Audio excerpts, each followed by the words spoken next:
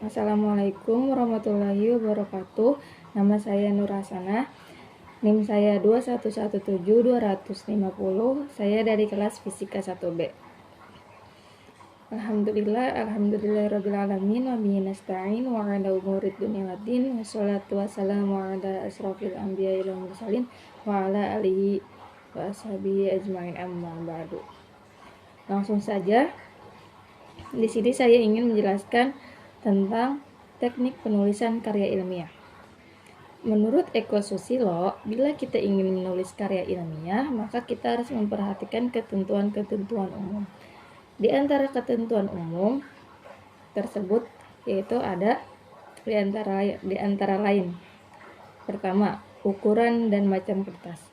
Kertas yang biasa digunakan untuk penulisan karya ilmiah biasanya kertas HVS dan atau duplikator laporan penelitian yang ukurannya kuarto. Kedua, cara pengetikan.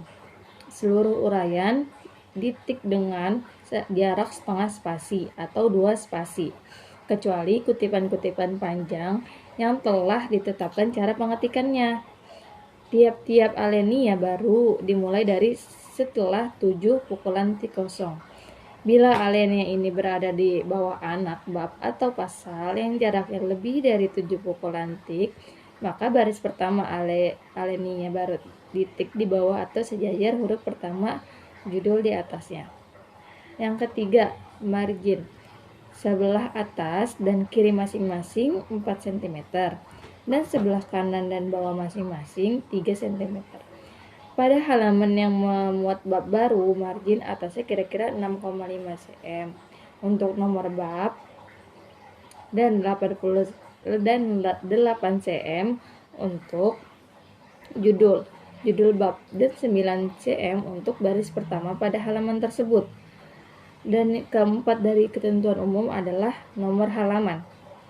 Halaman-halaman bagian pendahuluan diberi nomor angka Romawi kecil seperti huruf I dan seterusnya. Nomor halaman bagian ditempatkan di tengah-tengah halaman bagian menggunakan angka dan seterusnya. Untuk halaman yang berisi judul bab dan di bagian atas sebelah kanan dengan jarak kira-kira 1,5 cm dari atas dan 3,5 cm dari kanan untuk halaman yang tidak berisi judul bab.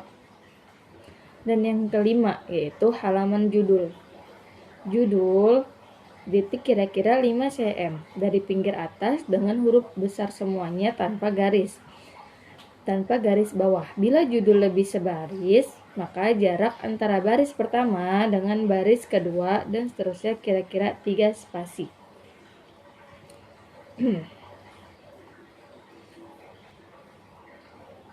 Di bawah judul kira-kira 2,5 cm ditulis diktenya tulisan. Misalnya tesis atau laporan penelitian pada jarak kurang lebih 3 spasi lagi ke bawah, melengkapi tugas-tugas dan memenuhi syarat-syarat guna mencapai gelar sarjana pendidikan jurusan.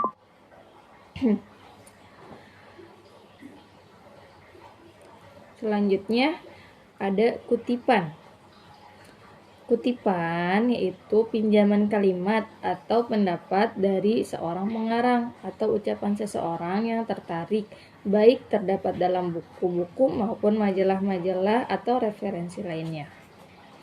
Tujuan dari kutipan yaitu menghemat waktu, mengadakan sorotan, analisis, atau kritik dan memperkuat uraian. Kutipan ada 2 bentuk, yaitu kutipan langsung dan kutipan tidak langsung. Berikut penjelasan mengenai kedua bentuk kutipan. 1. Kutipan langsung. Pada kutipan langsung, kita mengutip secara keseluruhan pendapat dari ahli tertentu, tanpa sedikit pun mengubahnya. Jadi semua kalimat yang diutarakan dikutip semua. Apabila yang dikutip kurang dari 5 baris, maka penulisan langsung dalam barisan kalimat tetapi dengan menggunakan tanda petik ganda. Hal ini untuk membedakan antara penulis dengan kalimat hasil kutipan. 2. kutipan tidak langsung. Menurut Eko Susilo, dalam kutipan tak langsung yang dikutip adalah isi. Maksudnya atau jiwa pendapat adalah isi maksud atau jiwa pendapat ahli. Jadi dalam mengutip bukan kalimat demi kalimat seperti pada kutipan langsung. Kutipan tak langsung ini penulisan tanpa menggunakan tanda petik ganda, ditulis dengan bahasa kita sendiri, tetapi pada akhir kutipan harus disertai pula dengan sumber referensi atau footnote. Nah, untuk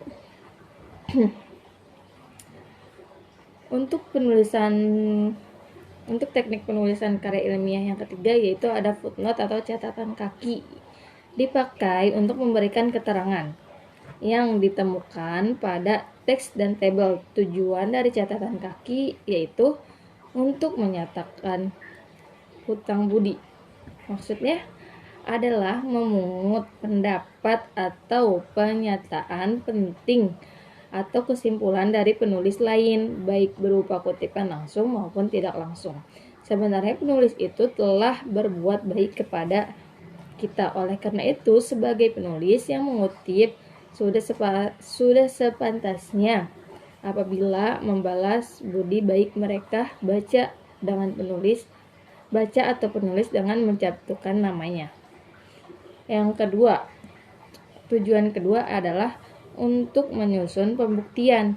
Pencantuman sumber dalam catatan kaki dimaksudkan untuk menunjukkan tempat atau sumber di mana suatu kebenaran itu dibuktikan oleh orang yang ahli atau orang lain. Nah, tujuan yang ketiga penggunaan footnote ialah untuk menyampaikan keterangan tambahan. Dengan catatan kaki, penulis bertujuan menyatakan keterangan tambahan untuk memperkuat uraian atau tulisan penulis. Keterangan itu dapat berupa dari fragmen yang dipinjam informasi tambahan terhadap topik yang disebut dalam teks, pelanggaran pandangan-pandangan lain yang tak bertentangan dengan sebagiannya. Tujuan footnote yang keempat ialah untuk merajuk bagian lain teks. Maksudnya ialah penulis ingin memberi catatan untuk memeriksa pada halaman atau bab sebelumnya atau bab lain yang akan diuraikan. Maksud ini sering terdapat istilah singkatan seperti CF atau conf yang berarti bandingkan, infra berarti bawah, dan singkatan lain.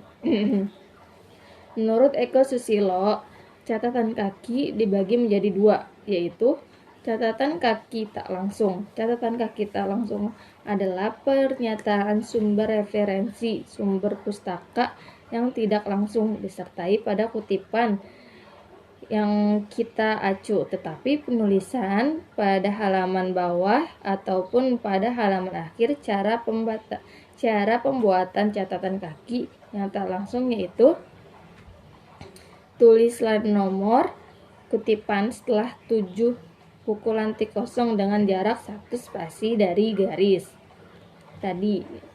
Terus setelah angka nomor kutipan ditik, beri jarak setengah spasi. Kemudian mulailah menulis keterangan tentang sumber yang dikutip. Lalu sumber kutipan yang disebut dalam catatan footnote kemudian disebut lagi pada halaman-halaman berikutnya.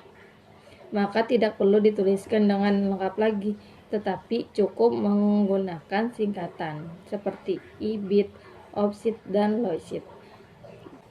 Jadi kesimpulannya, dalam menulis karya tulis ilmiah terdapat aturan dalam sistematika dan teknik yang perlu diperhatikan, seperti memiliki ketentuan umum dimulai dari ukuran kertas, margin, penomoran halaman, dan lain-lain.